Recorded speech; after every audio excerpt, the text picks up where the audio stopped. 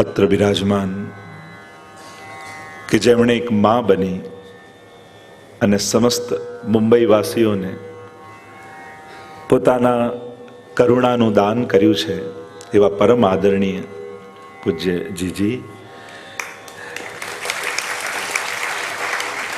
કૃષ્ણપ્રિયા મંડળના ધરીરૂપ જે રહ્યા છે અને આડા અવળા વિખરાયેલા મોતીઓને એક રેખામાં જોડી દીધા એવા સુરેખાબેન અને ઉપસ્થિત સત્સંગનું રસપાન કરવા આવેલા સર્વ વલ્લભીજનો, પુનઃ એકવાર ભગવત કૃપાનો અનુભવ આપણે સૌ કરી રહ્યા છીએ. બે વખત, એકવાર શ્રીમદ ભાગવતજી, બીજી વાર શિક્ષાપત્ર, અને આ વખતનો સંયોગ તો કંઈક વિશેષ રૂપે આ કૃષ્ણપ્રિયા મંડળના રજત જયંતિ મહોત્સવના આ દિવ્ય પ્રસંગમાં પુષ્ટિ માર્ગના વિવિધ રત્નોરૂપી વિષયોને કેન્દ્રમાં રાખી 6 દિવસ 2 ઘડી જીવ્યાનો આનંદ આપણે કરવાના છે. મારી જાતને પણ હું ખૂબ ગૌરવાન્વિત અનુભવ કરી રહ્યો છું કે પ્રથમવાર આપશ્રીના સાનિધ્યમાં વાણીને પવિત્ર કરવાનો અવસર મળી રહ્યો છે.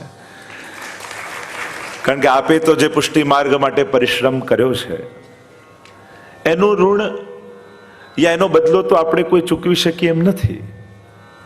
પણ વલ્લભકુલના બાલક તરીકે માર્ગ ઘણો કઠિન છે, મંજિલ ઘણી દૂર છે અને કદાચ અમે જાણતા નથી, પણ હા, આપ જ્યાંથી ચાલ્યા એવા આપની પગલીઓ અમે જોઈ રહ્યા છીએ અને એની પાછળ પાછળ જઈશું તો એ મહાપ્રભુજીની પ્રસન્નતાનું કારણ બની જઈશું. महाजनो येन गता सपंथा. हमारे यहाँ तो कहा गया, जब यक्ष प्रश्न के समय में प्रश्न किया गया यक्ष के द्वारा कि पंथ किम पंथ है, पंथ क्या है, तो कहा महाजनो येन गता सपंथा, જેના ઉપર મહાપુરુષો ચાલ્યા હોય.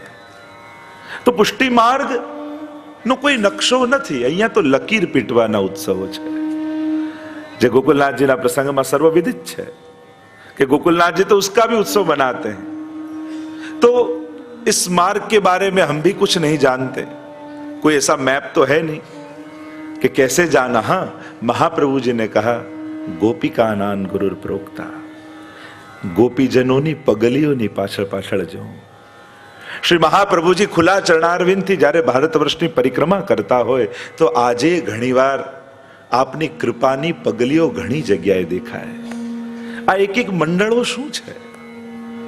આ વલ્લભ કોઈ ને કોઈ માધ્યમથી, કોઈ વલ્લભકુલ દ્વારા, કોઈ આચાર્ય દ્વારા, કોઈ બેટીજી દ્વારા, જ્યાં જ્યાં આવા મંડળો, સત્સંગ કેન્દ્રો ઊભા થયા હોય એ મહાપ્રભુજીના એક એક ચરણારવિંદ છે. અને એ ચરણારવિંદ આપણા સર્વ માટે પથદર્શક છે. તીર્થ સકલ સનાથ કીધા, ચરણ રેણુ સમાજ, કોમલ પદ જ્યાં કમલ વિલસે, ધન્ય કહું તે દેશ. અને એ કાર્યમાં જોડાઈ જવું એટલે મહાપ્રભુજીની સાથે સાથે 4 ડગલા ચાલવાનો આનંદ માણવા બરાબર છે. તમે જ્યારે વલ્લભનું કોઈ કાર્ય કરો છો ત્યારે કાર્ય નથી કરી રહ્યા. મહાપ્રભુજી આગળ આગળ ચાલી રહ્યા છે, ઝાંપીજી લઈ, પાછળ દમલાજી હોય, કૃષ્ણદાસ મેઘન હોય, માધવ ભટ્ટ કાશ્મીરી હોય, અને ક્યાંક તમે એમની પાછળ પાછળ જઈ રહ્યા છો. વિચાર તો કરો, કલ્પના તો કરો એક ક્ષણવાર કે શ્રી વલ્લભ આગળ ચાલતા હોય અને આપણે પાછળ પાછળ જતા હોય તો આપણા પ્રતિક્ષણ આપણા હૃદયમાં કેવો આનંદ હોય કે મારી આગળ ચાલી રહ્યા છે. તો બસ આ ભગવત કાર્યો પણ શ્રી મહાપ્રભુજીની પાછળ ચાલવાના આનંદ સમાન છે. આપે વાવેલા બીજ આજે અનેક દુનિયાભરમાં અનેક મંડળો રૂપે આજે વટવૃક્ષ બન્યા છે અને અમે લોકો તો એના ફળ ખાઈ રહ્યા છીએ. હમણાં હું કહેતો હતો, પરિશ્રમ તો આપ લોકોએ કર્યા છે, અમે લોકો તો એના ફળ ખાઈએ છીએ.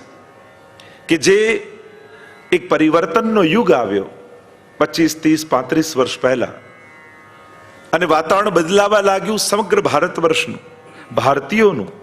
પાશ્ચાત્ય સંસ્કૃતિનો પ્રભાવ જ્યારે સમાજ પર દેખાવા લાગ્યો શું કરવું શું ન કરવું, ઘર ઘરમાં એ પ્રશ્નો ઉઠવા લાગ્યા.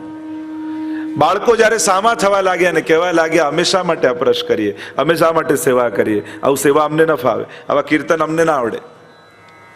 અને એવા સમયે આપ લોકોએ જે પરિશ્રમ કરી, જેમ એક ખેડૂત સુકાઈ ગયેલા ખેતરને જ્યારે જોતતો હોય અને એ પરિશ્રમ કરીને એમાં બીજ વાવે, એ પરિશ્રમ આપ લોકોએ કરેલો છે. તો પુષ્ટિ માર્ગ તો આપના ઋણથી ક્યારે મુક્ત નહીં થાય. આ સમગ્ર વૈષ્ણવી સૃષ્ટિ આપના પરિશ્રમને સદાય કાલ માટે આ સ્મરણ કરતું જ રહેશે. અને આપની સાથે જે વૈષ્ણવો જોડાયા, પૂર્વમાં ખૂબ સુંદર વાતો થઈ કે સુરેખાબેન જેવા વૈષ્ણવો આગળ આવ્યા અને આ ભગવત કાર્યમાં જોડાઈ આજે આટલા બહેનો ભાઈઓ સત્સંગનો આનંદ લઈ રહ્યા છે. તો મારી પ્રસન્નતા અભિવ્યક્ત કરું છું. આ વખતનો 6 દિવસનો આ વિષય રોજ નવા વિષય છે. જ્યારે વાત ચાલી ત્યારે વર્ષોત્સવની વાત, ઘણા વિષયો પર ચર્ચા થઈ, પછી નક્કી કર્યું કે રોજ નવા વિષયો રાખવા અને સર્વને એનો આનંદ મળે. કારણ કે સ્વરૂપ જ્ઞાન, પુષ્ટિ ભક્તિ છે ને, એ સ્વરૂપ ભક્તિ છે. એ તો આપણે ચર્ચા કરીશું. હમણાં સીધા વિષય પર જાઉં, કારણ કે સમય અભાવ છે ને, આખી નિત્ય લીલા 2 કલાકમાં પૂરી કરવી કઠિન છે. પણ થોડુંક બેઝિક સેવાનું નોલેજ પણ આપણે સાથે જોતા જઈશું. તો સૌથી પહેલા પ્રસન્નતા અભિવ્યક્ત કરી દઉં કે આ કૃષ્ણપ્રિયા મંડળ દ્વારા 25 વર્ષના ઉપલક્ષમાં આ પુષ્ટિ સત્સંગ મહોત્સવનું આયોજન થયું. આપના હસ્તે આ દીપ પ્રાગટ્ય થયું. મંગલ વચનામૃત દ્વારા આ સમારોહ, આ સત્સંગ ઉત્સવનો પ્રારંભ થયો. એ મારા માટે પણ ખૂબ જ આનંદદાયક છે. અને જ્યારે કોઈ શ્રેષ્ઠીના હાથે, કોઈ સંતના હાથે, કોઈ મહાત્માના હાથે, કોઈ ભગવદીના હાથે, કોઈ આચાર્યોના હસ્તે જ્યારે શરૂઆત થતી હોય, કહેવાય ને શર્ટનું પહેલું બટન બરાબર લાગે ને તો બાકી બધા બરાબર લાગી જાય, પણ પહેલું ખોટું લાગે તો બધા જ ખોટા લાગે. તો એક સુંદર શુભ શરૂઆત થઈ. જ્યારે પણ સારો સમય મળે, સારો સંગ મળે, સારું સ્થાન મળે, સારા સંજોગ મળે, ત્યારે भगवत कृपा मानवी. देखो पूरा दिन यूं ही तो जाता है, पर जिन घड़ियों में भगवत सत्संग मिल जाए तब मानो इन घड़ियों में ठाकुर जी की विशेष कृपा मेरे पर है. 24 કલાકમાં આટલી વાર ઠાકોરજીએ મારી સામે જોયું એમ માનું. સારો સંજોગ મળે. કેવો સુંદર આ 25 વર્ષનો ઉત્સવ આવ્યો અને 6 દિવસ સુધી આવા દિવ્ય વિષયોની સાથે આપણે બધા ભેગા થવાના છીએ. તો આ ભગવત કૃપાનું લક્ષણ છે. સત્સંગ મળે. આ સારો સંગ રોજ કેટલાને મળતા હોઈએ, પણ કોઈ ભગવદીઓની સાથે ભેગા થવાનો આનંદ કંઈક જુદો જ હોય છે. તો આપણે સર્વ અહીંયા ઉપસ્થિત જેટલા પણ છે એ ભગવત કૃપાનો અનુભવ કરી રહ્યા છીએ. કારણ કે ઠાકોરજી સાધારણ કૃપા કરે તો તમારી બધી ઈચ્છા પૂરી કરીને મોકલી દે, લઈ જા. પણ વિશેષ કૃપા કરે તો એમ ન કે લઈ જા, પછી તો એમ કે આવી જા, બેસી જા, મારી પાસે બેસ, મારા માટે બેસ. તો આપણને ઠાકોરજીએ 6 દિવસ માટે બોલાવ્યા છે. ધ્યાન રાખજો, એકે દિવસ પડે નહીં. કારણ આ ઘડીઓ તમારી છે, વાપરી એ તમારી નહોતી. આટલી ઘડીઓમાં તમે સમયને વાવશો, વાપરશો નહીં. કારણ કે વાપરેલું તો ખર્ચાઈ જાય, વાવેલું ઉગીને નીકળે. સત્સંગ એટલે આપણા સમયનું ઇન્વેસ્ટમેન્ટ, અને એ પણ ભગવાનની બેંકમાં. કારણ કે કાળને કોઈ રોકી શકતો નથી, કાળને કેવળ સુધારી શકાય છે. મૃત્યુને મારી શકાતું નથી, મૃત્યુને સુધારી શકાય છે. એમ સમયને સુધારવાનો આ સંજોગ એ સત્સંગ છે. શબ્દોની મહત્તા નથી. શબ્દોના બાજીગરો તો દુનિયામાં ઘણા હોય. આ તો ભાવની આદાન પ્રદાન છે. શબ્દો માધ્યમ બનશે, પણ મારે તમને શબ્દો આપીને નથી જવું. મારે તો હરિરાયજીનો ભાવ આપવો છે. મારે તો વલ્લભની कृपा द्वारा सानिध्य मात्र दत्ता श्री कृष्ण प्रेमा, जो महाप्रभु जी सानिध्य मात्र से देते हैं वह प्रेम देकर जाना है. मुझे वो गुसाई जी की कृपा देकर जानी है कि जब आरती करते हैं वल्लभ कुल की, तब उनमें गुसाई जी के दर्शन कर कर हम कहते हैं परम कृपाल श्री वल्लभ नंदन करत कृपा निज हस्त।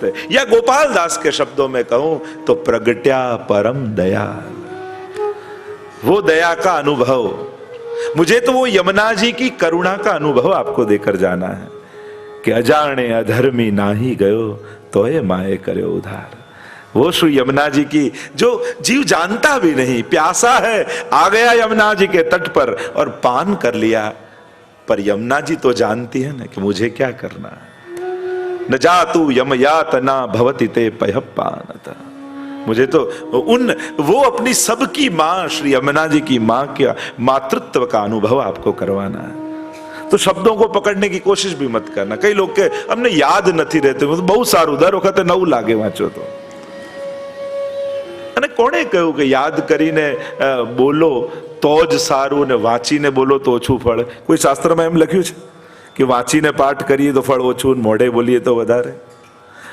એ તો બુદ્ધિની ખેલ છે ને, બુદ્ધિની તીક્ષ્ણતા હોય એને યાદ રહી પણ ન જાય. પણ ક્યાં એવું લખ્યું છે કે જેને યાદ નથી રહેતું એના પર ભગવાન કૃપા નથી કરતા? ઉલટાનું જ્યાં જ્યાં જોઈએ છે, જે ભૂલી જતા હોય છે ને એના જ ભગવાન હોય છે, ભોળાનાથ ભગવાન હોય છે. અને એટલા માટે એ બુદ્ધિની તીવ્રતાની પણ મને આશા નથી. મને તો એમ છે બસ દિલ અહીંયા રાખીને બેસજો, દિલને પાત્ર બનાવીને બેસજો. અહીંયાથી હું શબ્દો નહીં ભાવ આપીશ અને ભાવને ઝીલીને જજો. એ ભાવ તમને સદાય આનંદ આપતો રહેશે. શબ્દો ભલે ભૂલી જવાય પણ ઘણા આનંદો હોય છે ને ચિર સ્મરણીય હોય છે. એ આનંદ જ્યારે જ્યારે એ ક્ષણોને યાદ કરીએ ત્યારે આનંદ આપણને સ્પર્શતો હોય છે. આ રજત જયંતી એ રીતે મનાવજો, એ રીતે આનંદ કરજો કે છેક સુવર્ણ જયંતી સુધી યાદ રહે આનો આનંદ. એ રીતે આપણે તો આનંદ કરીને જવું છે. તો આ એક ભગવત કૃપાનો, શ્રી મહાપ્રભુજીની કૃપાનો, શ્રી ગુસાઈજીની કૃપાનો આહલાદ, આસ્વાદ આપણે માણવાનો છે. એટલે બહુ જ આનંદથી રિલેક્સ થઈને બેસજો. બધું યાદ રહી જાય એમ ઘણા તો એવા કાના માળા કરીને બેઠા હોય, તો એમ યાદ કરવાથી ન થાય. મેન વાત ये श्रवण नहीं है, ये रसपान है. श्रवण तो केवल कान का विषय है, कर्ण का, और रसपान तो रोम रोम से किया जाता है. इसलिए जब भी दर्शन करो ना तो ऐसा भाव रखो कि मेरे रोम रोम में नेत्र लग जाए और रोम रोम से मैं प्रभु को निरखूं. जब कथा सुनो तब ऐसा भाव रखो कि मेरे रोम रोम में कर्णेंद्रिय हो जाए और रोम रोम से मैं भगवत कथा को सुनूं. जब भगवत नाम लो तब ऐसा भाव रखो मेरे रोम रोम में जिह्वा उग जाए और रोम रोम से प्रभु को मैं पुकारूं. बस वो ही रहे और कोई बीच में न हो. कहीं भी इंद्रिय की प्रधानता मत बताना. कहीं कान की प्रधानता रखी, कहीं आंख की प्रधानता रखी, तो फिर चित्त वही रहेगा उसी इंद्रिय में. केवल हृदय से सुनो. रोम रोम से ये रस आपके भीतर प्रवेश करेगा और हृदय में विराज जाएगा. और आप कितना भी पीछा छुड़ाने की कोशिश करोगे, ये सत्संग आपका पीछा नहीं छोड़ेगा. ये तो साथ साथ ही आएगा. આ કઈ ધૂળ થોડી છે કે ખંખેરી એટલે ઊભા થઈ જવાય, ચોખ્ખું થઈ જાય. આ તો રસ છે. ભીંજાયેલો વ્યક્તિ ગમે તેટલું ખંખેરે જલ્દી કોરો ન થાય. સત્સંગ તો રસ છે ને, અને આપણે બધા ભીંજાઈશું 6 દિવસ. તો આજનો વિષય, સીધા વિષય પર આવું. नित्य लीला. श्री हराय महाप्रभु जी कृत नित्य लीला. हमारे प्राचीन वैष्णव तो सभी गाते थे. बड़ों के मुख से हमने हमारे घर में भी सुना है और ऐसी आज्ञाएं सुनी है कि बेट देखो बाबा सेवा नहीं बन पाए, कहीं बाहर गए हो तो बने तो नित्य लीला का पाठ कर लो. तो 8 समय की भावना सेवा की हरिराय जी के कानी से आपको हो जाएगी. तो श्री हरिराय महाप्रभु जी ने આપણે બધા જ પહેલા તો સ્મરણ કરીએ કે શ્રી હરિરાય મહાપ્રભુજીની આ દેન છે. હરિરાયજી વિશે પણ કહેવાની તો ઈચ્છા ઘણી ઘણી થાય. ઉત્સવ હમણાં જ પાંચમનો આપણો હરિરાય મહાપ્રભુજીનો અને દાનના દિવસો પણ ચાલી રહ્યા છે. और ये दान के दिन है ना, जो दान एकादशी ने वामन द्वादशी બંને સાથે, અને હમણાં ઘણા વર્ષોથી લગભગ 4-5 વર્ષથી એક જ દિવસે આવે છે. બંનેમાં દાનનો પ્રસંગ છે. એકમાં મર્યાદા દાન છે, એકમાં પુષ્ટિ દાન છે. વામન દ્વાદશીમાં એ દાન છે પણ એમાં ભગવાનનો હાથ આમ છે અને દાન એકાદશીમાં દાન છે, પણ એમાં ભગવાનનો હાથ આમ છે. એકમાં યાચના છે, એકમાં અધિકાર છે. અંગુષ્ઠ દિખાય રસ લે, મેરી ભરી મટુકિયા લે ગયો. કર કહીએ ટેક્સના અર્થમાં, જે આપ બધા જાણો છો, અને મૂળ વાત તો એ છે, કર એનો એક અર્થ હાથ પણ થાય ને. ભગવાન ભટકેલા જીવનો હાથ પકડી લે એ દિવસ દાન એકાદશી, એ દાનનો દિવસ. હું તો સીધા સાદા શબ્દોમાં કહું ને તો ભગવાનનો રેડ પાડવાનો દિવસ એ દાન. કારણ કે પ્રભુનું પ્રભુને આપે નહીં તો બધું બ્લેક થઈ જાય ને, અને રેડ પડે એટલે બધું વ્હાઈટ થઈ જાય. એટલે જ્યારે વ્રજભક્તો પ્રભુને નથી આપતા, અને પ્રભુ કે વ્રજેશ તો હું છું, વ્રજનો રાજા તો હું છું, અને પ્રભુ પોતાનો અધિકાર જતાવે. ગોવર્ધન કી શિખરતે મોહન દીની ટેર, અંતરંગ સો કહત હૈ ગ્વાલિન રાખો ઘેર, ના ગરી दान लीला. तो दान लीला का भी एक अपना आनंद है. रास के बीज दान में है, इसलिए अहो बिदना तो पे अचरा, इसलिए रस रास को विलसवो. देखो रास में, रास એટલે કોઈ ગરબો જ નહીં, 4 વસ્તુ હોય રાસમાં: દાન, માન, ખેલ અને રાસ. આ 4 વસ્તુ રાસમાં આવે. તો હમણાં તો એ વિષય નથી, પણ જ્યારે ક્યારેક વિષય નીકળશે ત્યારે એના ઉપર આપણે ચોક્કસ ચર્ચા કરીશું. સીધા નિત્ય લીલા પર આવું, શહેરાય મહાપ્રભુજીનું મનોમન સ્મરણ કરી લઈએ. કારણ આવા આચાર્યોનું સ્મરણ પણ મનને પવિત્ર કરનારું છે, હૃદયને ભાવથી ભરનારું છે. સ્મરણ કેવલ સ્મરણ પણ થઈ જાય. હરિરાયજી જેવા આચાર્ય આપણા અંદર સહજ એમનું સ્મરણ કરતા દીનતા આવે, ભાવ આવે. એ જ તો આચાર્યોની કૃપા છે કે એમના આશીર્વાદ જ્યારે જીવને મળે છે ને, કેવલ ગુરુના આશીર્વાદ જ પાત્રતા સિદ્ધ કરાવી શકે છે. તો શ્રી હરિરાય મહાપ્રભુજીને વંદન કરી સીધું પ્રવેશ કરું. વાતો તો ઘણી વિચારમાં આવતી જાય, પણ મૂળ વિષય પર આપણે જવું છે, એટલે બીજી વાત ન કરતા આइए प्रवेश करते हैं. आप श्री ने नाम ही दिया नित्य लीला. મુખ્ય વિષય છે આમાં ઠાકોરજીની અષ્ટયામ સેવાની ભાવના, લીલા ભાવના. આપણે ત્યાં 3 ભાવના કહી: ભાવ ભાવના, સ્વરૂપ ભાવના અને લીલા ભાવના. तो प्रभु जो ब्रज में जगते हैं उससे पहले का वर्णन और पहुंच जाते हैं उसके बाद तक का वर्णन. तो ब्रज में सुबह कैसे होती है और किस प्रकार प्रभु को जगाया जाता, तो मंगला अपने जो अष्टयामना जे सेवानो क्रम છે એનું આખું લીલા ભાવના અહીંયા બતાવવામાં આવી છે. તો મુખ્ય વિષયથી શરૂ કરું. નામ જ આપ્યું નિત્ય લીલા. નિત્ય શબ્દના 2 અર્થ થાય. એક થાય છે ડેઈલી, રોજની લીલા, અને એક થાય ઇટરનલ, નિત્ય છે ને, નિત્ય લીલાવાદ એટલે કે શાશ્વત, ઇટરનલ. બંને રીતે આ શબ્દ સાર્થક છે. અહીંયા કૃષ્ણ લીલાને સમજવા માટે આ 2 સિદ્ધાંત સમજી લેવા બહુ જ જરૂરી છે. એ જો નહીં સમજમાં આવે ત્યાં સુધી કૃષ્ણ લીલા, કૃષ્ણ ભાવના, ગોપીઓની ભાવના, વ્રજભક્તોની ભાવના, અને વિશેષ કરીને પુષ્ટિ માર્ગીય ભાવના, આ કીર્તન સાહિત્ય, ભાવના સાહિત્ય તમને સમજમાં નહીં આવે, મનમાં ગૂંચવાયા કરશે. આ 2 સિદ્ધાંત સૌથી પહેલા સમજી લો. સૌથી પહેલો સિદ્ધાંત છે પુષ્ટિ માર્ગનો, નિત્ય લીલાવાદનો. ઠાકોરજીની પ્રત્યેક લીલાઓ ઇટરનલ છે, શાશ્વત છે, નિત્ય છે. પ્રભુ એક લીલા બંધ કરીને બીજી લીલા શરૂ નથી કરતા, પણ જ્યાં એક લીલા શરૂ કરી છે ત્યાં એ લીલા અવિરત અખંડ રૂપે ચાલતી રહે છે.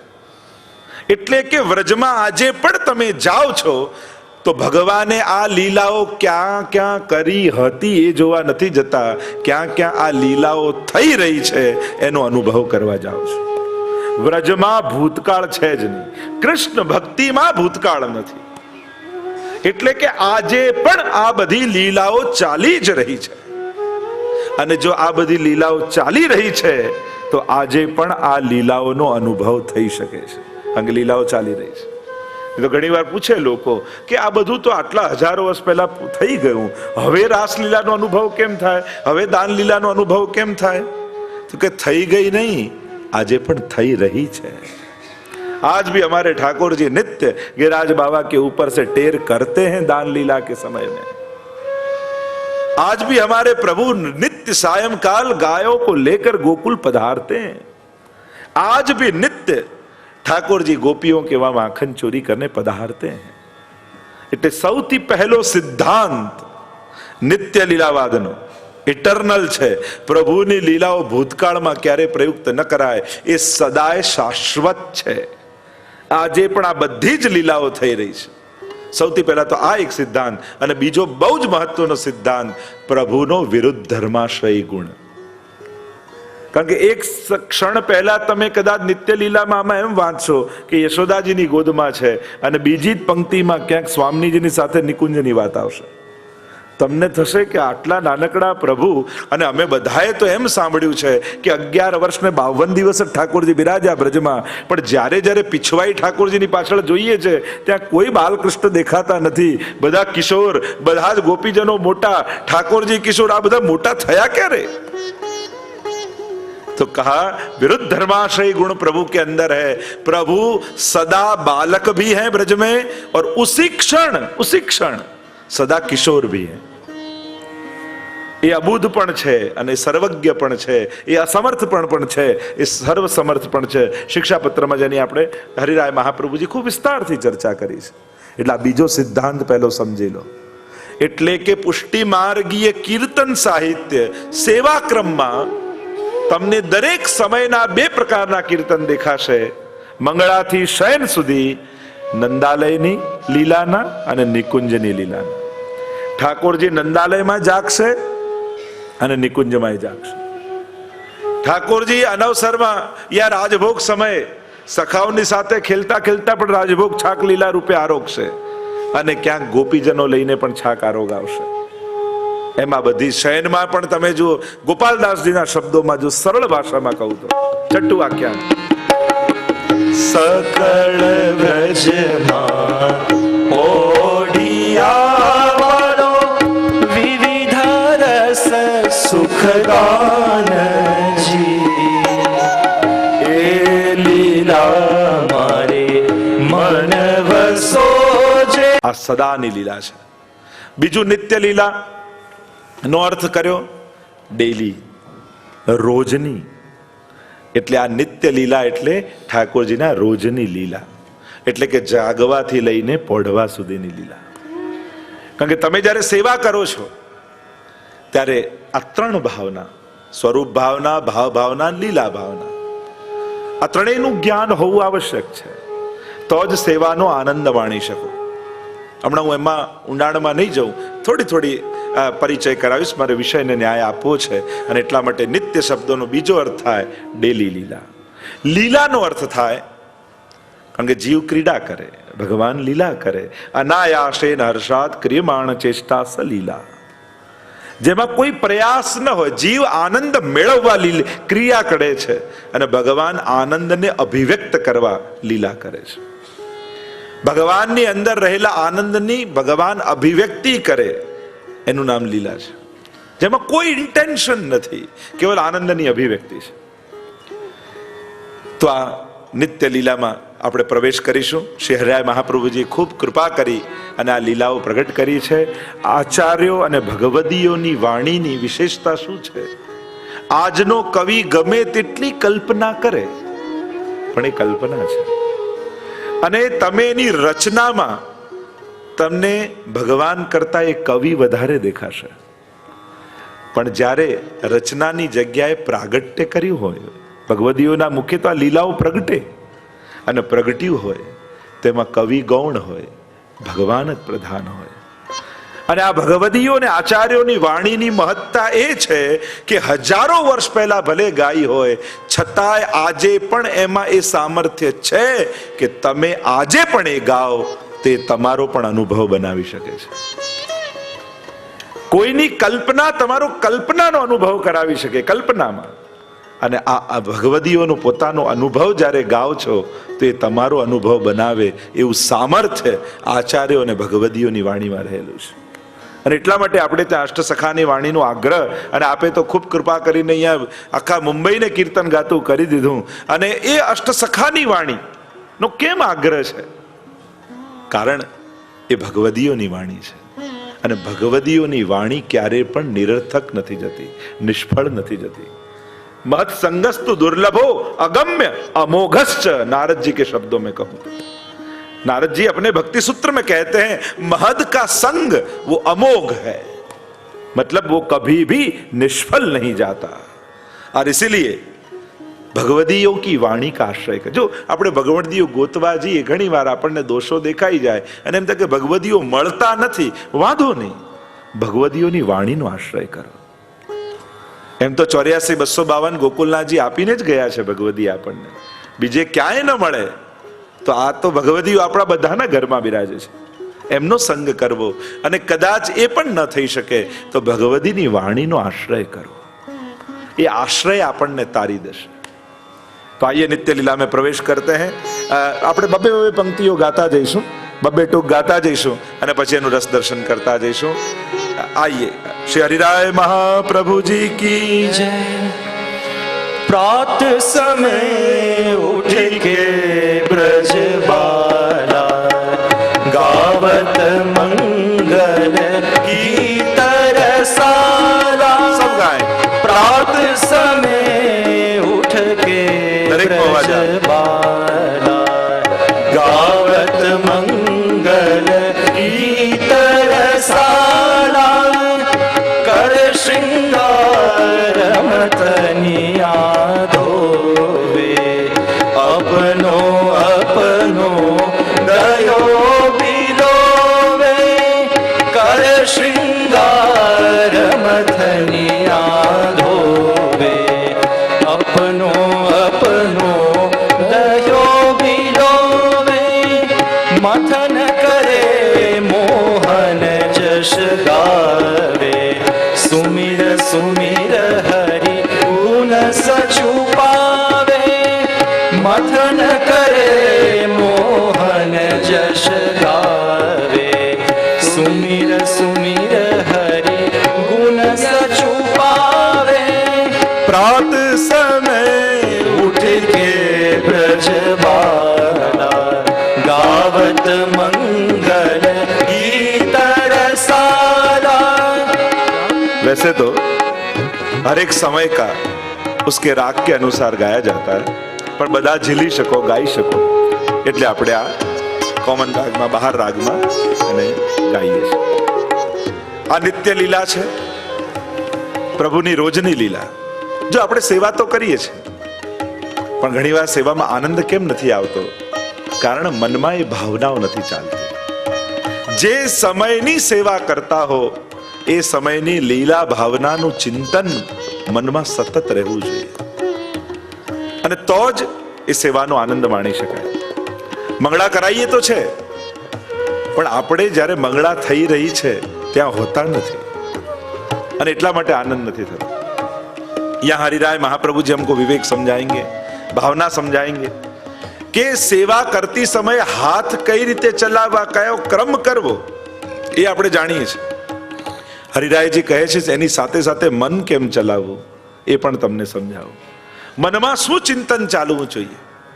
તો ये प्रभु की नित्य की लीला है. ઠાકોરજી હજી પોઢી રહ્યા છે, અને પ્રભુ પોઢ્યા હોય એના પહેલા ભક્તો જાગી ગયા છે. આપણે ત્યાં પુષ્ટિ માર્ગમાં કાલ બાધક નથી, સાધક છે. આપણે ત્યાં તો વર્ષોત્સવની આથી જો તમે દ્વાદશ નિકુંજ આદિની વાર્તા જુઓ તો બધા જ ઋતુઓ પણ સખી બનીને ભગવાનની સેવા કરે, પ્રભુની સેવા કરે છે. અને એટલા માટે દર્શન ભયો સવેરો, હરિજુ કો દર્શન ભયો સવેરો. બ્રજ ભક્તોની સવાર ક્યારે થાય? જ્યારે લાલનના મુખારવિંદ જુએ. પુષ્ટિ માર્ગમાં એવું છે, બપોરે પણ મંગળા કરાવી શકો, પણ એક દિવસ સવારે, એક દિવસ બપોરે, ત્રીજા દિવસે સાંજે, એ રીતે નહીં. એ ક્રમ ચોક્કસ રાખો. તમે એમ પ્રશ્ન કરો, અરે બપોરે સવાર પાડવાની? હા, તો તમે સવારમાં રાત નથી પાડી દેતા? કેમ સવાર સવાર પડાવી તો દો છો ઠાકોરજીને, તો પછી સવારે ન પડાવાય? પણ यहाँ તો ભક્તને આધીન કરી અને મહાપ્રભુજીએ ઠાકોરજીને પધરાવ્યા છે, ભક્તને વશ કરીને પધરાવ્યા છે. જેમ વશીકરણ થયેલો વ્યક્તિ પેલો જાદુગર જેમ બતાવે એમ જુએ છે, એમ ભક્ત જેમ ભગવાનને બતાવે એમ ઠાકોરજીને દેખાય છે. અને એટલા માટે અહીંયા શરૂઆત જ કરી, પ્રાત સમય ઉઠી કે બ્રજબાલા, ગાવત મંગલ ગીત રસાલા. કર શૃંગાર મથનિયા ધોવે, અપનો અપનો દહ્યો બિલોવે. મથન કરે મોહન જસ ગાવે, સુમિર સુમિર હરિગુણ સચુપાવે. પ્રાત સમય ઉઠી કે બ્રજબાલા. આપણને તો સૌથી પહેલો પ્રોબ્લેમ જ એ થાય કે પ્રાત સમય, બધાને સૌથી પહેલો પ્રોબ્લેમ જ સવારે જાગવાનો સૌથી પહેલા તો હોય. પણ યોગ્ય સમય, અનુકૂળ સમય, કે જે સમય ઠાકોરજીનો હોય. જો તમને એમ લાગતું, હું થોડુંક વ્યવહારિક પણ સાથે ચાલતો જઈશ જેથી તમને વ્યવહારિક ઉકેલ પણ મળતા જાય. એટલે તમને એમ લાગતું હોય કે સવારે બહુ જ લૌકિક કાર્યો રહે છે, કોઈ ઓફિસ જતું હોય, કોઈ સ્કૂલ જતું હોય, કામ, તો બધા જતા રહે પછી શરૂ કરો. એમ લાગે કે હવે ઠાકોરજી માટેનો સમય ફાળવી શકીએ એમ છે. કારણ કે પ્રભુ પાસે જ્યારે હોઈએ, જો આપણે 24 કલાક ઠાકોરજીના નથી બની શકતા, પણ જ્યારે ઠાકોરજી પાસે હોઈએ ત્યારે તો ઠાકોરજીના થઈને એની પાસે બેસીએ. ત્યારે તો કોશિશ એવી કરીએ કે હવે આ કલાક હું ઠાકોરજીનો, હમણાં હું પ્રભુનો. આપણે કહીએ ને હમણાં ફેમિલીનો ટાઈમ છે, હમણાં બિઝનેસની વાત ન કરતા, હમણાં બિઝનેસનો ટાઈમ છે, હમણાં ઘરની વાત ન કરીશ. લોકો કેવો ટાઈમ સ્પેન્ડ. આપણી તકલીફ એ છે, જો સારું કામ કરવા માટે આપણે બધા સમય ફિક્સ કરી દઈએ કે સેવા એટલે 9 થી 11 સવારે કરવાની, આ તો આ જ કરવાનું, આટલા વાગે તો આટલો. સારા કામ માટે બધા 2 કલાક બાંધેલા હોય. અને ક્રોધ એ તો 24 કલાક કરાય, લોભ એ 24 કલાક કરાય, ઈર્ષા એ 24 કલાક કરાય. એટલે ખરાબ કામો માટે 24 કલાક ખુલ્લું. પણ પાઠનો ટાઈમ તો હવે તો પૂરો થઈ ગયો, હવે તો પતી ગયો સમય. એટલે એવા ટાઈમ ટુ ટાઈમ આપણે પહોંચાડી દઈએ, કારણ કે એ સમય પૂરો થઈ ગયો. એટલે સારા કામોને સમયમાં બાંધી રાખીએ અને ખરાબ કામોને ખુલ્લા મૂકી દઈએ છીએ. મૂળ વિષય પર આવું. પ્રાત સમય ઉઠી કે બ્રજબાલા, ગાવત મંગલ ગીત રસાલા. કારણ જો જાગી રહી છે ગોપીઓ, ત્યારે પણ ગાવત મંગલ ગીત રસાલા. તમે એક એક શબ્દો હરિરાયજીના જોજો, બાલ ભાવની સાથે માધુર્ય ભાવ એક એક શબ્દોમાં હરિરાયજી પરોતા જશે અને બંને ભાવ સાથે ચાલતા જશે. એ બાલ ભાવ બી ચાલશે ને સાથે માધુર્ય ભાવ પણ ચાલશે, નંદાલયની લીલા પણ ચાલશે, નિકુંજ લીલા પણ ચાલશે. ગોપીઓ જાગી છે, પણ શું ગાન કરતી કરતી જાગી કે રાત્રિના સમયે ગોવર્ધન ગિરી સઘન કંદરા રૈન નિવાસ કિયો પિય પ્યારી. ઠાકોરજીની જે સમગ્ર રાત્રિની લીલા છે એનો આનંદ હજી ગોપીઓના મનમાંથી ગયો નથી. રાત્રે તમે સત્સંગ કરીને ઘરેથી સૂઈ જાઓ, એનો આનંદ સાથે સવારે જાગવું જોઈએ. તો સૂઈ જવું પણ સેવા કહેવાય. આપણે જે રાતના સત્સંગ કરીને આશ્રયનું પદ બોલીને સૂઈએ છે, અને ત્યારે જે બોલતી સમય જે આનંદ છે એનો સંપર્ક સવારે હો ત્યાં સુધી એનો આવેશ રહેવો જોઈએ. અહીંયા ગોપીઓ રાત્રિની લીલામાં જે આનંદ કર્યો છે એ સ્મરણ કરતા કરતા સૂતી છે. એટલે હવે જાગી તો પણ પ્રાત સમય ઉઠી કે બ્રજબાલા, ગાવત મંગલ ગીત રસાલા. वो रसाल गीत गाती गाती गोपियां जगी है. कर श्रृंगार मथनिया धोवे, अपनो अपनो दह्यो बिलोवे. હવે ગોપીઓ સ્નાન કરી સેવા માટે તૈયાર થઈ છે. ભગવત સેવા માટે જ્યારે જવું હોય તો કઈ રીતે જવાય? કર શ્રૃંગાર મથનિયા ધોવે. ઠાકોરજી પાસે જઈએ ને તો વ્રજ ભક્ત બનીને જવું. એટલે આપણે ત્યાં કહેવાય ને કે આમ ધોતી બંડી પહેરવી કે સાડી પહેરવી. આવું કેમ આગ્રહ? કારણ આગ્રહ એ વાતનો છે કે વસ્ત્રો પણ ભાવને પ્રગટ કરે છે. તમે કોઈની શોક સભામાં ગયા હો ને ભારે સહેલો પહેરીને જાઓ તો વાંધો શું છે? કપડું જ છે ને. યા તમે કોઈના લગ્નમાં ગયા હો ને સાવ ધોળો જેમ શ્રદ્ધાંજલિ સભામાં ગયા હો એવું પહેરીને જાઓ તો વાંધો શું આવે? લોકો શું કહે, કેમ આપ સુકન કરો છો આવું પહેરીને, એમ કે નહીં તો વાંધો શું છે? ચલો તમને નરેન્દ્ર મોદી આ ડિનર માટે બોલાવે, તમે બરમુડો ટી શર્ટ પહેરીને જાઓ, કેમ ના જવાય? એમાં શું થઈ ગયું? કારણ તમે શું પહેરીને જાઓ? ચલો એ બોલાવે, કાં સૂટ પહેરો, કાં જે સારામાં સારું લાગે, કે જે કપડાથી એને રિસ્પેક્ટ આપી શકાય એવા કપડાં પહેરીને જાઓ ને. એમ ઠાકોરજી પાસે જઈએ તો બરમુડો ટી શર્ટ પહેરીને કેમ ના જવાય? કારણ વસ્ત્રો પણ કોઈના આદરનું પ્રતીક છે. તમે ઘણીવાર માહોલને આદર આપો છો એવા કપડાં પહેરીને, એમ ઘણીવાર વ્યક્તિઓને પણ આદર આપો છો એવા વસ્ત્રો પહેરીને.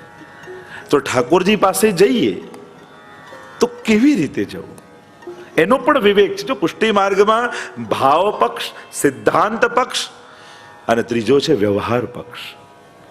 એ પણ બહુ મહત્વનો પક્ષ છે. કારણ કે 84-252 તમે જ્યાં જ્યાં જોશો કોઈના ભાવમાં કોઈ કમી નથી, સિદ્ધાંતમાં કમી નથી, પણ જ્યાં જ્યાં વ્યવહાર પક્ષ ચૂક્યા ત્યાં અપરાધ થયો છે. તમે વાર્તા સાહિત્યમાં અનેક જગ્યાએ તમે જોશો જ્યાં જ્યાં વૈષ્ણવ વ્યવહાર ચૂક્યા છે, બાકી એમના ભાવમાં કોઈ સંશય કરી શકાય એમ નથી. અને એટલા માટે બહુ મહત્વનો પક્ષ છે પુષ્ટિ માર્ગમાં વ્યવહાર પક્ષ. સૌથી સારી સ્કૂલ કઈ કહેવાય? જો કોર્સ તો ઘણીવાર બધાને સરખો હોય, કે જ્યાં ડિસિપ્લિન સારું હોય ને એ સ્કૂલ બહુ સારી, હે ને? આપણે સ્કૂલમાં બાળકોને ક્યાં રાખીએ? અહીંયા ડિસિપ્લિન બહુ સારું, આ બહુ સારી સ્કૂલ છે. એમ પુષ્ટિ માર્ગનું ડિસિપ્લિન બહુ સારું છે, અઘરો નથી. પણ આ સારી સ્કૂલ કેમ છે? કારણ કે એનું શિસ્ત 500 વર્ષથી આપણા આચાર્યો અને વૈષ્ણવે જાળવી રાખ્યું છે. એની જોડે કોમ્પ્રોમાઇઝ નથી કર્યું. અહીંયા લો નથી, ડિસિપ્લિન્સ છે, રૂલ્સ નથી. કાયદા અને શિસ્તમાં ફરક હોય છે. મોટા ભાગે પુષ્ટિ માર્ગમાં આપણે કાયદાઓ નથી, શિસ્તનો વધારે આદર અપાય છે. એટલે આમ બોલાય, આમ બેસાય, આમ જવાય, આમ પહેરાય. આ બધું શું છે? આ બધું કોઈ લો બુકમાં નથી લખ્યું, આ કોઈ રૂલ નથી. આ ડિસિપ્લિન છે કે તમે તમારી વાણી દ્વારા, વ્યવહાર દ્વારા, વસ્ત્ર દ્વારા, આ બધા દ્વારા પ્રભુનો આદર જાળવી શકો છો, એને રિસ્પેક્ટ આપી શકો છો. અને એટલા માટે મૂળ વાત જે કરી રહ્યો હતો કે આ ગાવત મંગલ ગીત રસાલા કર શિંગાર મથનિયા ધોવે, શિંગાર કર્યા છે, સેવા માટે તૈયાર થયા છે. અને એટલા માટે વૈષ્ણવે પણ તમે જ્યારે સેવામાં આવો ને તમને ઠાકોરજી પહેલા જુએ તો તમને જોઈને ઠાકોરજીને વ્રજભક્તોની યાદ આવવી જોઈએ, તો એને સેવામાં આનંદ આવે. પણ ફલાણા ભાઈ ને ફલાણા બેન દેખાય તો પ્રભુને સેવામાં એટલો આનંદ નથી આવતો. ત્યારે પોતાની જાત, પોતાનો વ્યવહાર, પોતાનું વ્યક્તિત્વ બધું જ ભૂલી તમારી અંદર કેવલ એક વ્રજભક્ત રહેવો જોઈએ. અને એટલા માટે આપણે ત્યાં તો એ ભાવ છે જ કે આ પુષ્ટિ કાયેન નિશ્ચય, જો મહાપ્રભુજીને કહા આ મારી પુષ્ટિ સૃષ્ટિ એ ઠાકોરજીના શ્રીઅંગની સૃષ્ટિ છે. કોઈ ને કોઈ વ્રજભક્ત લીલાનું સ્વરૂપ છે આ વૈષ્ણવનું. એમ ન માનતા કે કોઈ સંજોગ થયો, કોઈ વૈષ્ણવ કુળમાં જન્મ લીધો એટલે વૈષ્ણવ થઈ ગયા, બીજા કોઈ ધર્મમાં થયા હોત તો બીજા કોઈ ધર્મ ફોલો કરતા હોત, બીજા કોઈ સંપ્રદાયમાં હોત તો તમે બીજું કંઈ ફોલો કરતા હોત. ના, આ અકસ્માત નથી. તમે કોઈ પણ ધર્મમાં હોત, કોઈ પણ દેશમાં જન્મ્યા હોત, કોઈ પણ સંપ્રદાયમાં જન્મ્યા હોત, પણ તમે પુષ્ટિ માર્ગીય વૈષ્ણવ જ થાત અને તમે ભગવત સેવા જ કરત, કારણ કે તમે ઠાકોરજીની શ્રીઅંગની સૃષ્ટિ છો. એટલે આ કોઈ અકસ્માત નથી, આ ભગવાનની વ્યવસ્થા છે કે જેને કારણે તમે પુષ્ટિ માર્ગીય વૈષ્ણવો છો. તમે વૈષ્ણવ છો એ અકસ્માત નથી. હિન્દુ સ્વયં ભગવદ્ ગીતામાં ભગવાનના શબ્દો છે સુચિનામ શ્રીમતાંગે હે. જ્યારે કોઈ ભક્તને ત્યાં પેદા થાય છે ત્યારે અકસ્માત નથી હોતો, એના પૂર્વ જન્મની સાધના હોય છે અને ભગવાનની કૃપા હોય છે. એટલે તમે વૈષ્ણવ છો એ કોઈ અકસ્માત, કોઈ વૈષ્ણવ કુળમાં જન્મ લઈ લીધો એટલે વૈષ્ણવ બની ગયા એવું નથી. તમે ગત જન્મમાં પણ વૈષ્ણવ હશો અને મહાપ્રભુની કૃપા થઈ એટલે આ વખતે એવી જગ્યાએ જન્મ મળ્યો જ્યાં ભક્તિ કરવાની બધી સુવિધા હતી અને તમે ઠાકોરજીની સેવા કરી શક્યા. આ પ્રભુનું આયોજન છે, એટલે આને અકસ્માત ન માનતા. ઘણી વાર લોકોને એમ થાય કે અહીંયા જન્મ્યા હોત તો આ કંઠી હોત, આ હોત તો આ હોત, પેલા ક્યાંક બીજા દેશમાં જન્મ્યા હોત તો પેલું માનતા હોત. ના, તમે ગમે ત્યાં હોત, પણ જો તમે પુષ્ટિ સૃષ્ટિ છો, પ્રભુના શ્રીઅંગની સૃષ્ટિ છો, તો ગમે ત્યાંથી ખેંચાઈ અને ભગવત સેવામાં જોડાઈ જાત. તમે મહાપ્રભુજીના સેવક જ થયા હોત. તમે સાધારણ નથી, તમારા દરેકની અંદર કોઈ એક વ્રજભક્ત બિરાજમાન છે. અને એટલા માટે એ વ્રજભક્ત ભૂતલ પર ભગવત સેવા જ કરવા આવ્યો છે, પણ એણે તમારા શરીરને સિલેક્ટ કર્યો છે મદદ કરવા. એટલા માટે તમારા શરીરને એને વિક્ષેપ ન કરાવશો, એને પ્રતિબંધ ન બનાવશો આ શરીર દ્વારા. એ અંદર રહેલા વ્રજભક્તને સેવા કરવા દેજો, તમે સહાયક થઈ જજો. તમે સેવા નથી કરતા, તમારી અંદર રહેલી એ લીલાત્મક ગોપીને સેવા કરવી છે. એના માટે જે ભૂતલ પર આવી છે ખાલી તમારા શરીરનો એ સાથ માંગી રહી છે. એટલે તમે પ્રતિબંધ ન કરતા આ શરીરથી એને કરવા દેજો. પ્રોઢાપી દુહિતા યદ્વત સ્નેહા ન પ્રેષ્યતે વર તથા દેહે ન કર્તવ્યમ वरस्तुष्यति नान्यथा. श्री महाप्रभु जी के शब्दों में कहूं अंतःकरण प्रबोध में, तब महाप्रभु जी कहते हैं कि जैसे कि कोई कन्या किसी माँ को बड़ी प्रिय है અને એટલી બધી વાલી છે એની દીકરી કે પરણાવતી નથી. બધાએ કહ્યું કે અરે મોટી થઈ હવે તો પરણાવ, તો પરણાવી દીધી, પણ પરણાઈ પણ એટલી વાલી છે કે એને વળાવતી નથી. અને જો પતિ પાસે મોકલતી નથી તો મહાપ્રભુજી કહે છે એ દીકરીનું અહિત કરે છે અને વરને પણ નારાજ કરે છે. એમ બ્રહ્મ સંબંધ કરાવી આ દેહરૂપી કન્યાને તમે પરણાવી દીધી, પણ હવે ભગવત સેવામાં વળાવશો નહીં તો આ દેહનું પણ અહિત કરો છો અને પ્રભુને પણ નારાજ કરી રહ્યા છો. और इसीलिए इसका साफल्य, इसकी सार्थकता, इसका सुख उसी में है कि आप भगवत सेवा में इसको जोड़ दो. तो कर श्रृंगार मथनिया धोवे, जो मूल बात હું કરી રહ્યો હતો કે કર શ્રૃંગાર લીલાત્મક સ્વરૂપ ધારણ કરી વ્રજ ભક્તોનું રૂપ લઈને જવું. ઠાકોરજી પાસે જ્યારે પણ જઈએ, જો આપણે ત્યાં એક ક્રમ છે, સ્નાન કરી ચરણામૃત લેવામાં, ભાઈઓ તિલક આદિ કરે, બહેનો ટીકી આદિ કરે, અને જે રીતે આપણે ત્યાં આખો જે ક્રમ બતાવવામાં આવ્યો છે, હમણાં એમાં વિસ્તારમાં નહીં જવું, પણ આખું વ્રજભક્તો આપણે પાંચે તત્વોની શુદ્ધિ કરી અને પછી સેવામાં જઈએ છીએ. કારણ કે મર્યાદા માર્ગીનો દેહ એ લૌકિક છે. ક્ષિત જલ પાવક ગગન સમીન ચ રચિત ય અધમ શરીરા. મર્યાદા માર્ગમાં આ દેહને અધમ કયો છે, પણ મારા મહાપ્રભુજી કહે કે મારા વૈષ્ણવનો દેહ અધમ નથી. કારણ કે ઠાકોરજીએ પોતાના શ્રીઅંગમાંથી ઘડ્યો છે. શ્રીઅંગની સેવા માટે જે આંખો મને ભગવત દર્શનમાં મદદ કરતી હોય એને અધમ કેમ કહું? જે જીવવાથી હું ભગવત ગુણગાન કરતો હોઉં એ જીવાને અધમ કેમ કહું? જે કર્ણના માધ્યમથી ભગવત કથા સાંભળતો હોઉં એને અધમ કેમ કહું? તો શું વૈષ્ણવનો દેહ પંચભૌતિક નથી? હા છે, પણ એ પાંચ તત્વો લૌકિક નથી. એ પૃથ્વી જળ તેજ વાયુ આકાશ બરાબર, પણ એ પૃથ્વી તત્વ ઠાકોરજી ક્યાંથી લે? તો કે વ્રજરજમાંથી. એ જલ તત્વ ક્યાંથી લે? તો કે યમુનાજીમાંથી. એ તેજ તત્વ ક્યાંથી લે? તો કે શ્રી વલ્લભમાંથી. એ વાયુ તત્વ ક્યાંથી લે? તો કે શ્રી ગિરિરાજમાંથી. આમ આપણે ત્યાં પાંચે તત્વોની અલૌકિકતા બતાવી છે, અને એટલા માટે વૈષ્ણવનો દેહ લૌકિક નથી. એટલે સદા વૈષ્ણવે ધ્યાન રાખવું, તમે આ ભૂતલ પર છો, બ્રહ્મ સંબંધી છો, મહાપ્રભુજીના સેવક છો, તો આ દેહ તમને ઠાકોરજીએ ભગવત સેવા માટે આપ્યો છે. એટલે તમે તૈયાર પણ થાઓ છો પ્રભુને રાજી કર. દયારામભાઈના પ્રસંગમાં આવે ને કે જ્યારે હવેલીમાં જાય તો ખૂબ તૈયાર થઈને જાય, લૌકિકમાં જાય તો સાવ ફાટેલા વસ્ત્રો. તો પૂછ્યું આવું કેમ?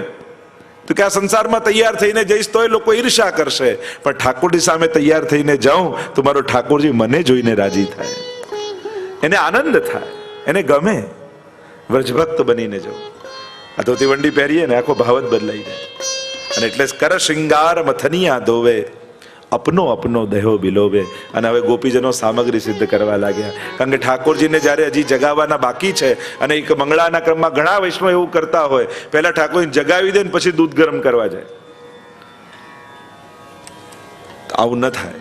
પહેલા બધી તૈયારી થઈ જાય, પછી અમારા લાલન જાગે છે. અને આમ અપનો અપનો અપનો દેહો બિલોવે, મથન કરે મોહન જસ ગાવે, સુમિર સુમિર હરિગુણ સચુપાવે. અને સામગ્રી બનાવતા જાય હાથથી, અને મનથી પ્રભુની લીલાઓનું સ્મરણ કરતા જાય છે. મથન કરે મોહન જસ ગાવે, સુમિર સુમિર હરિગુણ સચુપાવે. અને જે ગુણ ગાય છે એ ગાતા ગાતા મનમાં ખૂબ સુખ થાય છે. અને એટલા માટે જ્યારે સેવા કરો સાથે સાથે ભગવદ લીલાઓનું ચિંતન કરો. તમે સામગ્રી કરતા હો, જે કંઈ પણ કરે, સેવાની તૈયારી પણ ભગવત સેવા જ છે. તમે શાક બનાવીને ધરો એ તો સેવા, પણ ખરીદવા જાઓ એ પણ સેવા. સેવાની તૈયારી પણ સેવા કહેવાય. પણ એ સમયે પ્રભુની લીલાઓનું ચિંતન કરતા જવું, જેથી મન પ્રભુની લીલાઓથી આપલાવિત રહે, મનને ક્યાંય સંસારમાં જવાની ઈચ્છા ન થાય. તો મથન કરે મોહન જસ ગાવે. નાગણ ગાન કરતા કહ્યું, માખન મિશ્રી દહીં મલાઈ, કશુક મનોરથ કે પકવાન, થાળ સંજોવતી સુંદરી વાન, પ્રાત સમે ઉઠ કે બ્રજમાના, ગાવત મંગલ ગીત રસા. એક સાથ ગાય. પ્રાત समय उठ के ब्रज बाला गावत मंगल गीत रसाला। મેં એવું સાંભળ્યું છે કે મુંબઈના વૈષ્ણવ ગાય બહુ સારું. આવ દેખ લેતે हैं. प्रात समय उठ के ब्रज बाला गावत मंगल गीत रसाला। गाइए. प्रात કે બ્રજ. ઘરે ઝઘડો થયો ત્યારે જેવો અવાજ નીકળે ને એવો કાઢો. प्रात समय उठी के ब्रजबाला गावत मंगल गीत रसाला. तो कैसे? अब देखो, दो वस्तु हैं भोग धरवे में. एक है नेक भोग और दूसरा है अधकी की सामग्री. દરેક વૈષ્ણવે એની સેવામાં જો આ લીલાત્મક તો દર્શન કરાવી, સાથે સાથે આપણી સેવાનો પણ ક્રમ, કારણ કે મૂળ આપણો ઉદ્દેશ એ હતો કે લોકોને ભગવત સેવાનું પણ થોડું માર્ગદર્શન મળે. તો સેવાના ક્રમમાં દરેક વૈષ્ણવે એના ઠાકોરજીનો નેક ભોગ નક્કી રાખવો જોઈએ. કે નેક ભોગ કોને કહેવાય? કે કમથી કમ આટલું તો ધરીશું જ. અમારા હવેલીઓમાં પણ, નિધિ સ્વરૂપોમાં પણ નેક ભોગ નક્કી હોય. એમાં રંચક પણ ઓછું ન કરવામાં, આટલું તો કમથી કમ ધરવાનું જ, એને કહેવાય નેક ભોગ. અને બીજું કહેવાય, આજે કોઈ ઉત્સવ આવ્યો, કોઈનો જન્મદિવસ આવ્યો, કોઈક વિશેષ મનોરથ આવ્યો, તો પ્રભુને અધકીની સામગ્રી આરોગાવાય. કે ચલો આજે આ ઉત્સવ આવ્યો તો આ સામગ્રી આરોગાવો. જેમ ગુસાઈનો ઉત્સવ આવે આપણે જલેબીની સામગ્રી, એમ દરેક પ્રસંગમાં આપણે ત્યાં દરેક ઉત્સવોમાં કોઈ ને કોઈ વિશેષ પ્રકારની સામગ્રી આરોગાવાનો ક્રમ છે. આપણે ત્યાં ભાવની અભિવ્યક્તિ લૌકિક રીતે નથી થતી. 3 માધ્યમ ગુસાઈજી આપણને આપ્યા છે આપણા ભાવને પ્રભુ આગળ અભિવ્યક્ત કરવાના, અને એ છે રાગ, ભોગ અને શ્રૃંગાર. કારણ કે પ્રભુ પરમ અલૌકિક છે. એ લૌકિક સમજતા નથી, લૌકિક સાંભળતા. મનુતે નૈવ લૌકિકમ, हमारे ठाकुर जी लौकिक नहीं है. और लौकिक नहीं है इसलिए वो लौकिक समझते नहीं है, लौकिक सुनते नहीं है और लौकिक जानते नहीं. ऐसे हमारे ठाकुर जी. और इसलिए परम अलौकिक એવા ઠાકોરજીને પોતાના ભાવની વાત કરવા માટે અલૌકિક માધ્યમનો આશ્રય કરવો પડે છે. અને અલૌકિક માધ્યમ કયા છે? તો કે આ 3: રાગ, ભોગ અને શ્રૃંગાર. અને વિશેષમાં સજાવટ, મનોરથ રૂપે. આ રીતે આપણા ભાવને અભિવ્યક્ત કરીએ છીએ. અમારા તો પ્રાચીન આચાર્ય વચનામૃતમાં એમ કહેતા કે કોઈ જ્યારે સંકટ આવે, વિપત્તિ આવે, તો કંઈ પ્રભુ આગળ કહેવાતું નથી, પ્રભુનો નેક ભોગ ડબલ કરી દેવો. ઠાકોરજીને એમ થાય કે આ ડબલ સામગ્રી કેમ આવે છે, એટલે જાણી લે આપણે કંઈક વિપત્તિ છે ને પ્રભુ દૂર કરી દે. આપણે ત્યાં પ્રભુને કહીને શ્રમ ના અપાય. આપણે ત્યાં પોતાના ભાવ અને વિચારોને કહેવાનો એક પ્રકાર છે. તો આ 3 દ્વારા આપણે આપણા ભાવને અભિવ્યક્ત કરીએ છીએ, રાગ, ભોગ અને શ્રૃંગાર દ્વારા. કારણ કે જો આપણે ત્યાં કૃપા પ્રાપ્તિ કઈ રીતે થાય, અને પુષ્ટિ માર્ગનો એક વસ્તુ, એક સિદ્ધાંત સમજી લો કે અહીંયા સીધી ડાયરેક્ટ ઠાકોરજીની કૃપા નથી મળવાતી, અને કદાચ મળે તો એ બહુ સૂકી કૃપા હોય, એ રસાત્મક આનંદાત્મક ન હોય. પ્રભુ તો ત્યારે આનંદ આપે જ્યારે વ્રજભક્તો સાથે કૃપા કરે. એટલે કે પ્રભુના નિજજનોની કૃપા થાય અને પછી પ્રભુ કૃપા કરે તો એ કૃપા ફલાત્મક હોય છે. અને એટલા માટે મનોરથના દર્શન પણ કરતા હોઈએ ત્યારે પ્રભુ ન બિરાજ્યા હોય ત્યાં સુધી તો બધી સજાવટ છે. પ્રભુ બિરાજી જાય પછી બધું આધિદૈવિક થઈ જાય, મનોરથ થઈ જાય. અને એટલા માટે પછી તો પક્ષી, હરણ, ગાય, ગોપી ભલે કાષ્ટના ધર્યા, પણ પ્રભુ પધાર્યા એટલે બધામાં આધિદૈવિક સ્વરૂપ આવી ગયું. આ બધાના દર્શન કરવાના અને પછી ઠાકોરજીના દર્શન કરવાના. એક જુદા જ દર્શન. સીધા તમે ઘણીવાર હવેલીમાં જાઓ, સીધા ઠાકોરજી જો દર્શન કરો, એના કરતાં કોઈ ભગવતી બહુ ભાવથી દર્શન કરતું હોય એની સામે જુઓ, અને હવે ઠાકોર સામે જુઓ તો કોઈ જુદો જ ભાવ આવશે.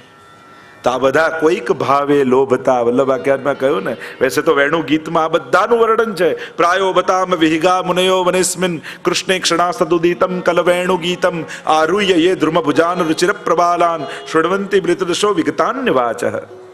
પક્ષીઓ જો, હરણીઓ જો, ધન્યાસ્તુ મૂઢમતયોપી હરિણ્ય એતા યા નંદ નંદન ઉપાત વિચિત્ર વેશમ આકર્ણ વેણુ રણિતમ સહ કૃષ્ણ સારા પૂજામ દધુ વિરચિતામ પ્રણયાવલોકૈ. સમજી ગયા? નહીં? વાંધો નહીં, ધીમે ધીમે સમજીશું.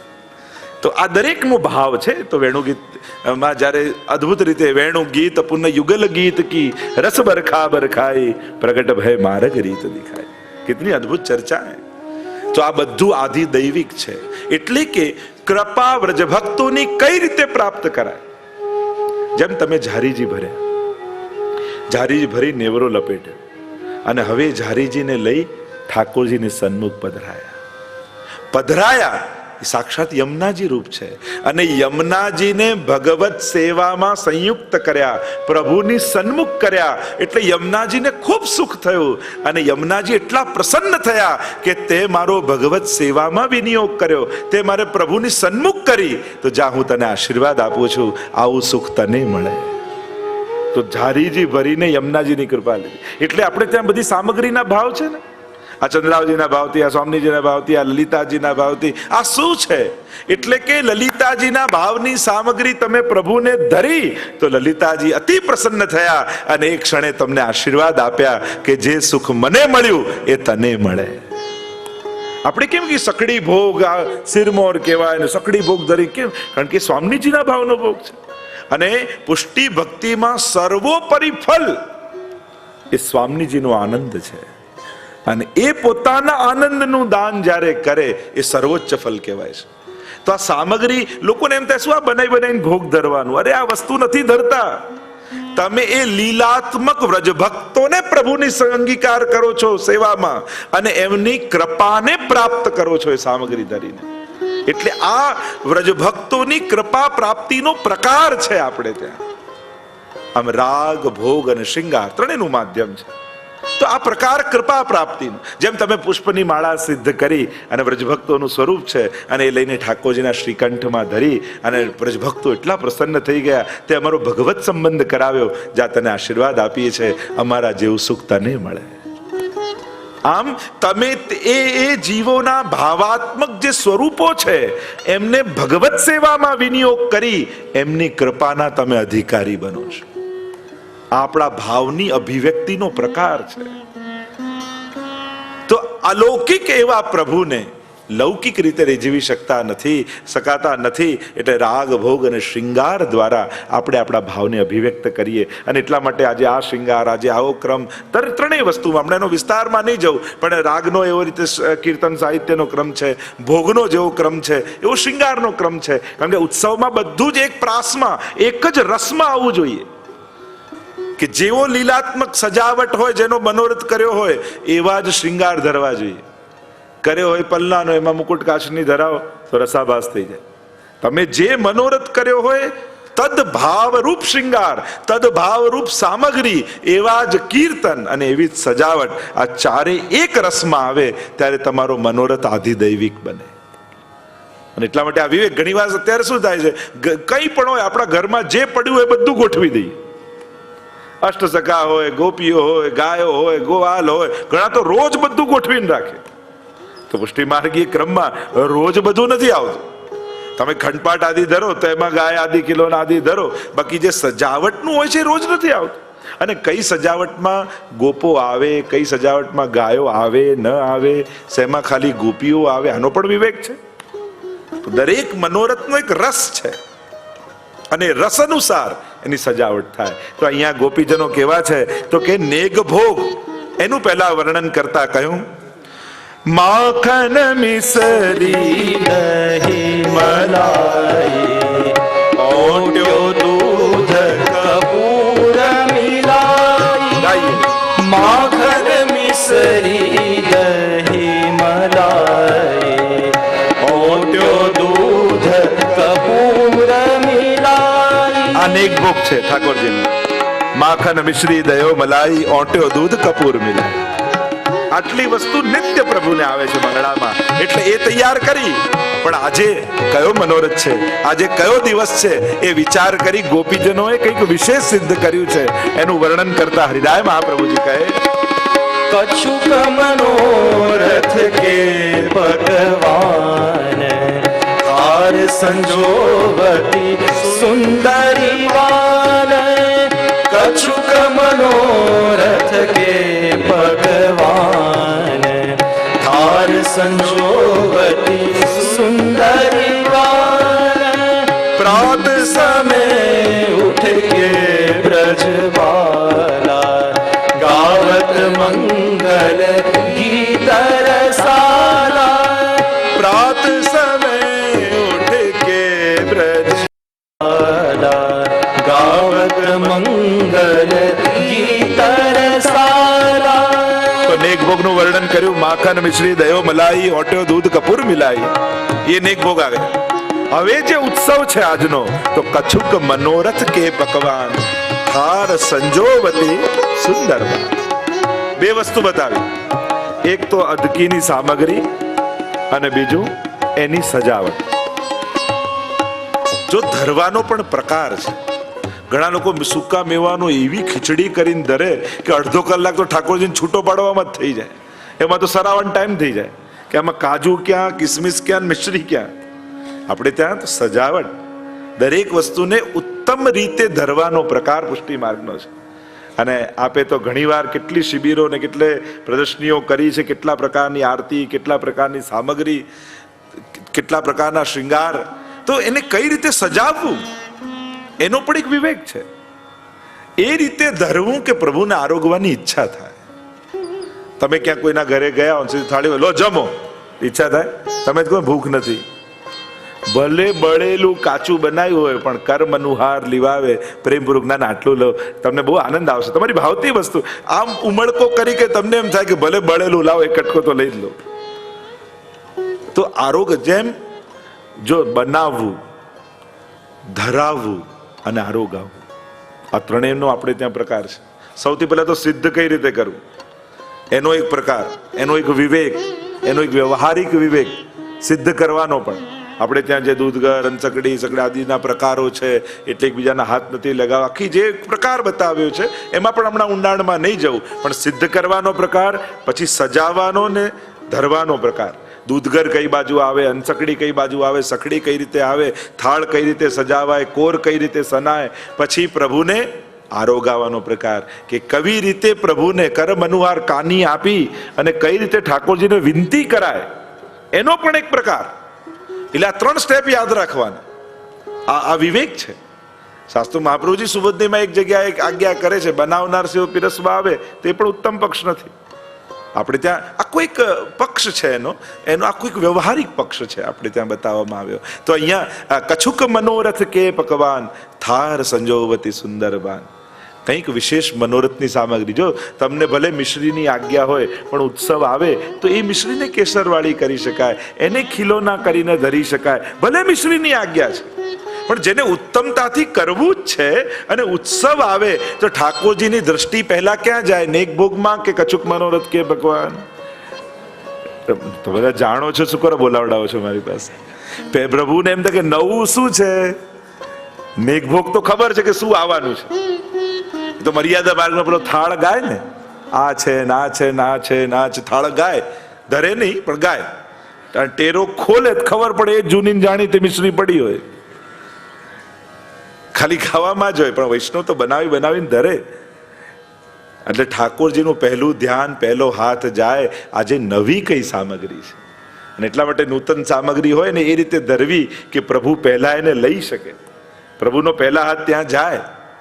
અને એટલા માટે કછુક મનોરથ કે પકવાન, તમારે જે પ્રમાણેની આજ્ઞા હોય, મિશ્રી મેવાની હોય, દૂધગરની હોય, અંચકડીની હોય, સકડીની હોય, પણ એને પણ ઉત્તમ રીતે મનોરથોના દિવસે, ઉત્સવના દિવસે કઈ રીતે કરવી એની તત્પરતા વૈષ્ણવે રાખવી. કછુક મનોરથ કે ભગવાન થાર સંજોવતી સુંદરબાન, એને એવી સુંદર રીતે શણગારી છે અને સજાવીને ઠાકોર. આપણે અન્નકૂટ આદિમાં નહીં દૂધઘરના થાળ કરીએ, આ કરીએ, કેવી સુંદર બધી સજાવટ કરીએ કે પ્રભુને પણ આરોગવાની કુતૂહલતા થાય, ઈચ્છા થાય. પણ સામગ્રીમાં બને તો એવી વસ્તુ નહીં બનાવી કે જેમ ઠાકોરજીનું સ્વરૂપ હોય અને એ લઈને પછી મોઢામાં મૂકવાનો વારો આવે તો એ ઉત્તમ નહીં.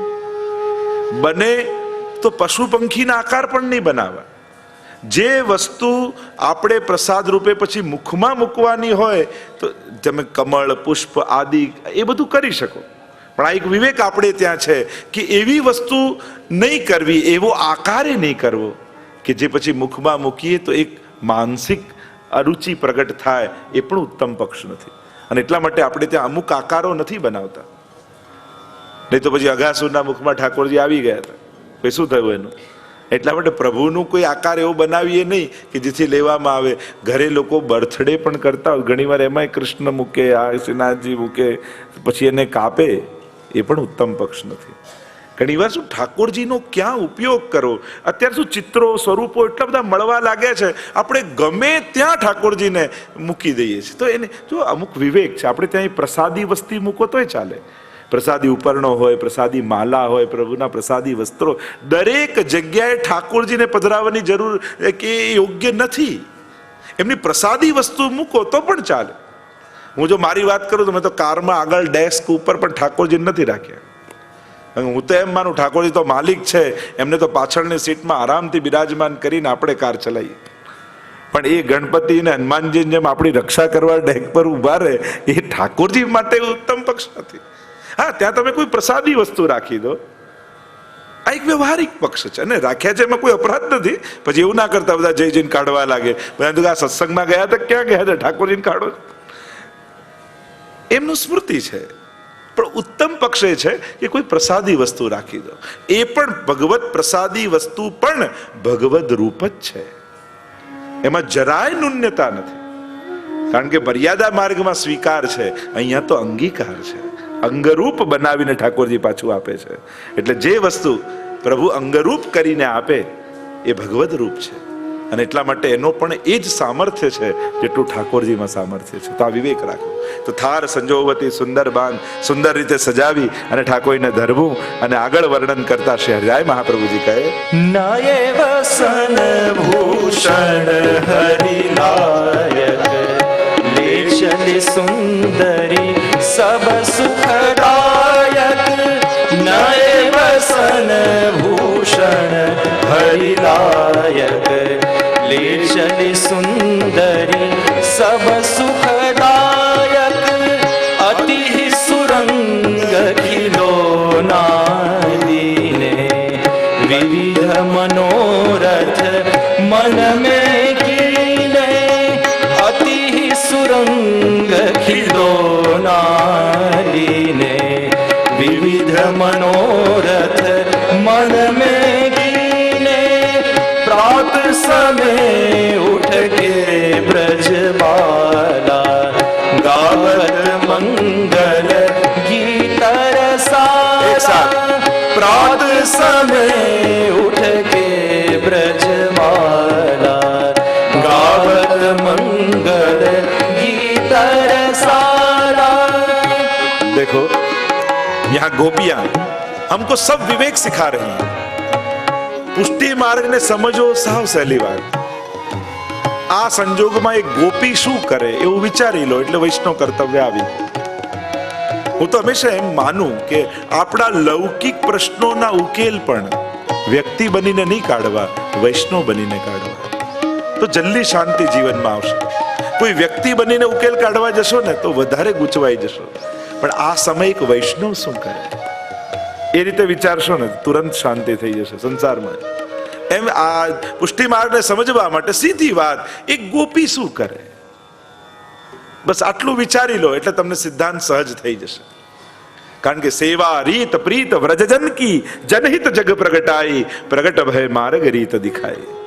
श्री महाप्रभु जी ने रीत और प्रीत दोनों व्रजजन की दी है, इसलिए दोनों की महत्ता है. એક આપણે ત્યાં એક સૌથી મોટી વાત એક્સક્યુઝ એક સૌથી સારો એ ચાલે, પ્રભુ તો ભાવના ભૂખ્યા, બીજું કાંઈ ના આવડે તો ચાલે. આમ કહી અને આપણે બધું મૂકી દઈએ એ પણ ઉત્તમ પક્ષ નથી. આ પોતાની જાતને છેતરવાની વાત. આ બે લોજિક બહુ ચાલે. એક તો ભાવના ભૂખ્યા અને બીજું મારું દિલ ચોખ્ખું છે, મારે સેવા કરવાની શું જરૂર છે, હું કોઈને હેરાન નથી કરતો, કોઈનું બગાડતો નથી, કોઈનું કંઈ કરતો નથી, મારે સેવા કરવાની ક્યાં જરૂર છે. અરે તું કે છે દિલ ચોખ્ખું, પાડોશીને પૂછ તો ખબર પડે. દુનિયામાં બધાને પોતાનું દિલ ચોખ્ખું જ લાગતું હોય, પણ ભગવાનની નજીક જવાની ઈચ્છા નથી થતી ત્યાં સુધી માનજે કે હજી દિલ ચોખ્ખું નથી થયું. કારણ કે પ્રભુ પાસે જવાની ઈચ્છા નથી થતી એ જ પ્રમાણ સૌથી મોટું છે કે હજી અંતઃકરણમાં કોઈક મલિનતા છે. કેમ? મારો આત્મા પરમાત્મા તરફ ખેંચાતો નથી.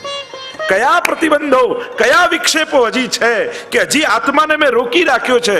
એ કેમ ગતિ કરતો નથી કે જે વેદની આજ્ઞા છે, યો યદંસ સતમ ભજે. આ સહજ વૃત્તિ છે, આ પ્રવૃત્તિ નથી, વૃત્તિ છે. સેવા એ વૈષ્ણવની પ્રવૃત્તિનું નામ નથી, એ વૈષ્ણવી વૃત્તિનું નામ છે. પ્રવૃત્તિમાં તો થાકી જશો, જલ્દી થાકી જશો, કારણ કે એક્ટિવિટી માનશો ને તો થાકી જશો, પણ એ તમારી વૃત્તિ બની જશે ને, તમારો સ્વભાવ બની જશે, પછી તો વધારે ને વધારે કરવાની ઈચ્છા થશે, પછી તો આનંદ અધિક ને અધિક થઈ જશે. કે જ્યારે સ્વભાવ વૃત્તિ બની જાય, પ્રવૃત્તિ થકવી દે, પણ વૃત્તિ જ્યારે પ્રમાણેનું કાર્ય કરીએ તો એ આનંદ બનેલું રહે. અને એટલા માટે સેવાને પ્રવૃત્તિ ન માનતા, ભગવાને તમને પ્રગટ જ એના માટે કર્યા છે. તમારી કોઈ સમય બચે છે એટલે કરવાની કોઈ એક્ટિવિટી સેવા નથી. તમારી સેવા એ વૃત્તિ છે, વૈષ્ણવનો એ સ્વભાવ છે. એ સેવા કર્યા વગર રહી જ શકતો નથી, નેચર છે. અને એટલા માટે જે વાત કરી રહ્યો હતો હું કે નિત્ય લીલામાં શહેજાયજી સમજાવે છે કે જે વ્યવહારિક ઉકેલો આપણને સેવા રીત પ્રીત બંનેના બતાવ્યા. રીત અને પ્રીત એટલે રીતે જાણવી અને પ્રીતે જાણવી. એટલે જે બીજું એસ કે દિલ ચોખ્ખું છે, ખાલી દિલ ચોખ્ખું હોવું પૂરતું નથી હોતું. ઉત્તમ ભાવને ઉત્તમ રીતે પ્રગટ કરતા આવડવું જોઈએ. તમને કોઈના માટે બહુ જ પ્રેમ હોય, તમારા ઘરે આવ્યો ને ભારે ડાયાબિટીસ હોય અને તમે એના માટે રસગુલ્લા બનાવીને રાખ્યા છે અને કહ્યું મેં બહુ પ્રેમથી સાચા દિલથી તમારા માટે બનાવ્યા છે, આ 4 તો ખાવા જ પડશે. ખરેખર તમારું દિલ ચોખ્ખું છે, પણ તમે એને સુખ આપ્યું કે દુઃખ આપ્યું? તો દિલ ચોખ્ખું હોવું પૂરતું હોત તો પછી એના માટે સારું હોવું જોઈએ. કેવલ દિલ ચોખ્ખું યા હૃદય શુદ્ધ હોવું પૂરતું નથી. એ કાચા સોના જેવું છે. કાચું સોનું પહેરીને ફરતા નથી, એના શણગાર બનાવીને પહેરીએ તો શોભામાં વિવૃદ્ધિ થાય. એમ ઉત્તમ ભાવને ઉત્તમ રીતે પ્રગટ કરતા પણ આવડવું જોઈએ. એટલે કોઈ કે અમે તો ભોળા, અમને તો ઘણા તો કાયમ નવા, અમે તો નવા ને એટલે એમને ના કહો. 25 હવે કેટલા 20 વર્ષ થયા બ્રહ્મ સમલે, હવે કેટલા નવા? ઘણા કાયમ નવા જ બનેલા રે. જ્યારે જાઓ ને અમે તો નવા, અમને તો ખબર ના પડે. પણ નવા ક્યાં સુધી માનવા? કેમ ખબર ના પડે? આ કોઈ રોકેટ સાયન્સ છે કે ના સમજમાં આવે? તમે ડોક્ટર બની જાઓ, એન્જિનિયર બની જાઓ, સીએ બની, કેટલું અઘરું પડે. આ તો સહજ છે. એકવાર ગોપીએ બનીને જુઓ, બધું સમજાઈ જશે. સેવા રીત પ્રીત વ્રજજન કી. પ્રીત અને પ્રીત બંને મહત્વની છે. એટલે પ્રેમ મહત્વનો, એ રીતે રીત પણ મહત્વની, કારણ કે આ વ્રજભક્તોની રીત છે. કારણ કે મનનો ભરોસો નથી, આજે લાગે ને કાલે નાય લાગે, પણ રીત પકડી રાખી છે ને તો ઠાકોરજીને એ રીતને કારણે એવું સુખ મળે કે કોઈ વ્રજભક્ત લાલ લડાવી રહ્યો. અને તમારી રીત કરવા જશો તો પછી તમારો જવાબદારી સુખની છે. વ્રજભક્તોની રીત કરો ત્યાં તમે ગૌણ હોય છો. અને એ રીત શ્રી વલ્લભે બતાવેલી આ વ્રજભક્તોની રીત છે. હવે તમે નિત્ય લીલામાં રીતની વાત નીકળી તો બીજો પોઈન્ટ કહી દઉં. ઘણી એવી રીત આમાં જે નંદાલયમાં ચાલતી હતી એનું વર્ણન છે, અને વલ્લભના ઘરમાં આમાં ચાલતી ઘણી રીતોમાં ફેર છે. અને એટલા માટે જ કદાચ ઠાકોરજીએ કહ્યું હશે કે ભોગ શ્રૃંગાર યશોદા મૈયા શ્રી વિઠ્ઠલનાથ કે હાથ કો ભાવ, યા રહ્યો મોહે શ્રી વલ્લભ ગ્રહ ભાવે. કારણ કે નંદાલયમાં પણ જે સૂક્ષ્મ શ્રમ ઠાકોરજીને પડતા હતા એ મહાપ્રભુજી સેવા ક્રમમાંથી કાઢી દીધા. તમે હવે કડવો તેલ તરી રાખ્યો, મિરચન કે શાક, આ બધું ઘણી વાર આપણી ત્યાં સેવા ક્રમમાં નથી આવતું, પણ આમાં છે. યા કીર્તન સાહિત્યમાં જુઓ, ધરી અંગીઠી સુખદાયી રુચિ, તો સૈયા મંદિરમાં ક્યાં અંગીઠી ધરે? તો ઘણા ક્રમો એવા છે જે કીર્તન સાહિત્યમાં છે, આમાં છે. ફૂલન કી ગાદી ફૂલન કે તકી આદિ છે. માધવ ભટ્ટ કાશ્મીરી કરવા ગયા, સોઈ રહી ગઈ, પ્રભુને વાગી તો તીર ખાવું પડે. એટલે તમે ઘણા ક્રમ એવા જોશો કે તમને કીર્તન સાહિત્યમાં, નિત્ય લીલામાં, નંદાલયના ક્રમમાં તમને ઘણી રીત જોવા મળશે, પણ એ મહાપ્રભુજીની રીતમાં નથી, સેવા ક્રમમાં એ કરાતું નથી. એટલે કે જે સૂક્ષ્મ શ્રમ નંદાલયમાં ત્યારે પણ પ્રભુને જ્યારે પડ્યો હતો, મહાપ્રભુજી એ પણ સેવા ક્રમમાંથી કાઢી નાખ્યો. એટલે ઠાકોરજીને પૂછ્યું કે આપને ક્યાં ગમે છે, કોને ત્યાં રહેવું ગમે છે? ત્યારે કહ્યું, રહ્યો મોહે શ્રી વલ્લભ ગ્રહ ભાવે. ભોગ શ્રૃંગાર યશોદા મૈયા શ્રી વિઠ્ઠલનાથ કે હાથ કો ભાવે. મને તો ગુસાઈજીના હાથનું ગમે છે કે તું ડરી માખન દૂધ छिपावे. તું સંતાડી સંતાડી થોડું થોડું કાઢીને આપે છે અને ગુસાઈજી તો જે કંઈ હોય બધું જ ધરી દે છે. અને એટલા માટે જેટલી પ્રીતની મહત્તા એટલી જ રીતની પણ મહત્તા છે. એટલે ખોટી ભ્રમણામાં ન રહેતો કે પ્રભુ ભાવના ભૂખ્યા જેમ ફાવે એમ કરો, એવું આપણે ત્યાં નથી. આપણે ત્યાં રીત અને પ્રીત બંનેની સમાન મહત્તા છે. અને એટલા માટે અને ભગવત શાસ્ત્રમાં પણ, ભગવદ્ ગીતામાં પણ ભગવાન કહે યસ શાસ્ત્ર વિધિમુત્સૃજ્ય વર્તતે કામકારત ન સિદ્ધિ વાપનોતી ન સુખમ ન પરામ ગતિમ. શાસ્ત્ર વિધિને છોડી મનોકલ્પિત રીતે જે કંઈ પણ કરે છે નથી સુખ મળતું, નથી પરમ ગતિ મળતી, એમ સ્વયં ભગવાનના ભગવદ્ ગીતામાં વચન છે. અને એટલા માટે રીત અને પ્રીત ભલે થોડું કરો પણ મહાપ્રભુજીની રીતથી. અહીંયા હરિરાય મહાપ્રભુજી આપણને બંને સમજાવશે. વ્રજભક્તોની પ્રીત પણ સમજાવશે અને રીત પણ સમજાવશે. અને એટલા માટે આગળ એમને કહ્યું નયે બસન ભૂષણ હરિ લાયક લેજુ ચલી સુંદર સુખદાયક. નયે બસન અને ભૂષણ, વસ્ત્ર અને શ્રૃંગાર. નયે એટલે કે આપણે ત્યાં રોજનો ક્રમ હોય છે અને રોજ નવા નવા વ્રજભક્તો તો સિદ્ધ કરીને ધરે, પણ કેવા હરિલાયક. જો સિદ્ધાંત હરિલાયકમાં છે, બાકી નવા તો કોઈ પણ ધરાઈ શકે, પણ પ્રભુને લાયક એટલે કે જેનાથી પ્રભુની શોભા વધે અને જેનાથી પ્રભુને સુખ થાય એવા.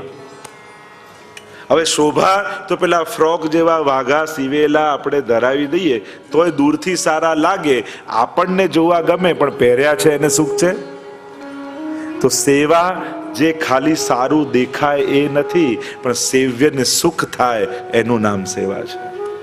એટલે હરિલાયક આ શબ્દમાં બધું જ સમજાવી દીધું. શૃંગારનો, વસ્ત્રનો આખો ક્રમ સમજાવી દીધો હરિરાય મહાપ્રભુજીએ.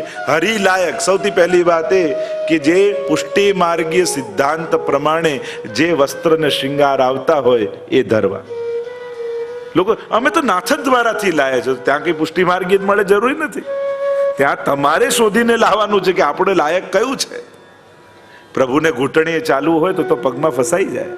આપણે તો જે ચીરા વાઘા આવતા હોય એ જ ધરવાના. ઠાડા વસ્ત્રોના આખા વસ્ત્રોનો ક્રમ, ઠાડા સ્વરૂપોના વસ્ત્રોનો ક્રમ આખો જુદો છે. પણ પ્રભુ લાયક, જે પ્રભુને રૂચે છે ને પ્રભુની રુચિ કોણ જાણે, પ્રભુને શું ગમે કોને ખબર પડે. તો ગુસાઈજી એક જ નામમાં કહી દીધું શ્રી કૃષ્ણ હાર્દવિદ. श्री महाप्रभु जी का नाम है ना, ठाकुर जी ना हृदय ने जानवा वाला कोई होय तो श्री महाप्रभु जी है. અને મહાપ્રભુજી ઠાકોરજીના સુખને જાણે છે, એમની ઈચ્છાને જાણે છે, એમના હૃદયને જાણે છે. અને એટલા માટે મહાપ્રભુજીએ જે રીત બતાવી છે એ પ્રમાણે સેવા કરવાનો આગ્રહ રાખો. થોડું કરો પણ રીત પ્રમાણે કરો. ઘણું બધું કરી લેવાથી સારું જ થાય એવું નથી, પણ ઉત્તમ પક્ષ જાણીને અને પછી સેવા કરવી. ઘણી વાર આપણા લાલન નાના હોય, લોકો એવા મોટા મોટા વાઘા લઈ આવે, એવા મોટા મોટા શ્રૃંગાર લઈ આવે, અને ઘણી વાર સ્વરૂપ મોટા હોય સાવ નાના નાના લઈ આવે. હરિલાયક પ્રભુને જેનાથી પ્રભુની શોભા વધે. કારણ કે હમણાં સ્વામીજી આવશે ને પછી કહેશે તેરો મુખ નીકો કે મેરો મુખ પ્યારી, તો આવા વસ્ત્રો ધરાવશો ઠાકોરજી ત્યાંથી ભાગી જ જશે. ના ના, સ્વામીજી સામે નથી જવું. આવા આડાવાળા વસ્ત્રો ધરાવો અને તો પછી લીલા ન થાય, લીલા ના થાય તો રસ ન પ્રગટે, રસ ન પ્રગટે તો પછી વૈષ્ણવ એમ જ કે સેવામાં આનંદ નથી આવતો. કારણ કે લીલા જ ન થઈ તો આનંદ ક્યાંથી આવે. એટલે લીલા થવી જોઈએ તો રસ પ્રગટે, રસ પ્રગટે તો આનંદ રૂપે અનુભવ થાય. અને એટલા માટે હરિલાયક આ શબ્દમાં આખો સેવા અને શૃંગારનો ક્રમ જાણી લેજો. મસ્તકના કેવા આવે, પાગ કેવા, આપણે ત્યાં પેલા ફેટા જેવા પેલા પાઘડી જેવી પાગ નથી આવતી, પેલી પાગ ધરાય છે. જાણવું, અમને તો આવું આવડે ને આવું જ કરી એ બહુ નબળો પક્ષ છે, પણ ઠાકોરજીને શું ગમે એવું કરું એ ઉત્તમ પક્ષ છે. મારા ઠાકોરજીને ગમે છે, એમને અષ્ટસખાની વાણી ગમે છે, લાવ એ કરીશ. ગાતા ના આવડે તો વાંચીશ, વાંચતા વાંચતા ક્યારેક ગાતાય થઈ જશો. પણ મને આવું આવડે ને આવું જ કરું એ બહુ નબળો પક્ષ કહેવાય. ક્યાં સુધી એ જ પક્ષમાં આપણે અટકેલા રહીશું. અને એટલા માટે વૈષ્ણવે ઉત્તમ પક્ષ જાણીને સેવા કરવી. કે સેવાનો ઉત્તમ પક્ષ કયો? જેમાં પ્રભુને સુખ હોય. ઋતુ પ્રમાણેનો ક્રમ. જો હરિલાયક એટલે ઋતુ પ્રમાણે કયા વાઘા, કયા વસ્ત્ર, કયા શૃંગાર આવે એનો પણ એમાં ક્રમ. આ એક શબ્દમાં બધું જ આવી ગયું. એક તો પ્રભુની શોભાની અભિવૃદ્ધિ, પ્રભુના સુખનો વિચાર અને ઋતુનો વિચાર. કારણ કે યથા દેહે તથા દેવે પુષ્ટિ માર્ગ છે. મર્યાદા માર્ગમાં પૂજા હોય તો ત્યાં બધું થાય. એક નાડા છડી પણ ધરો તો વસ્ત્રમ વસ્ત્રમ સમર્પયામિ થઈ જાય. ઠાકોરજી તો અહીંયા નાડા છડી સામે ફેંકે, તું પહેર તો હું પહેરીને બતાવું. અહીંયા તો તારા કરતા સારું મને જોઈએ, ઉત્તમ જોઈએ. આ વિવેક પુષ્ટિ માર્ગીય ક્રમ છે. તો લેજ ચલી સુંદરી સુખદાયક, અને આ વ્રજભક્તો આ બધું હાથમાં લઈને ચાલે છે અને પ્રભુને સુખ આપવા માટે. અને આગળ કહ્યું, અતિ સુરંગ ખીલો નાલીને વિવિધ મનોરથ મન में कीने. अति सुरंग खिलो नालीने विविध मनोरथ मन में कीने. प्रात समय उठ के ब्रजबाला गावत मंगल गीत रसाला. प्रात समय उठ के ब्रजबाला गावत मंगल गीत रसाला. अति ही सुरंग खिलौना लीने विविध मनोरथ मन में की. देखो अलग अलग प्रकार के खिलौना गोपियां लाती है. ठाकुर जी के आगे हम धरते, वो कोई साधारण नहीं है. સિંહ રાખવામાં આવે, ઘોડો ઘણી જગ્યાએ હંસ હોય, પોપટ હોય. આ બધું શું છે? આ ગોપીજનો લઈને આવે છે. સુરંગ અનેક રંગ, અનેક પ્રકારના પણ એક અર્થ થાય. સુરંગનો ઘણા બધા પ્રકાર, સુરંગના ઘણા અર્થ થાય. એનો એક અર્થ થાય અતિ સુરંગ ખિલોના, અનેક પ્રકારના ખિલોના લીધા છે. અને વિવિધ મનોરથ મન મેં. આપણે ખિલોના મૂકે એમાં મનોરથ શું? કારણ કે આ ખિલોના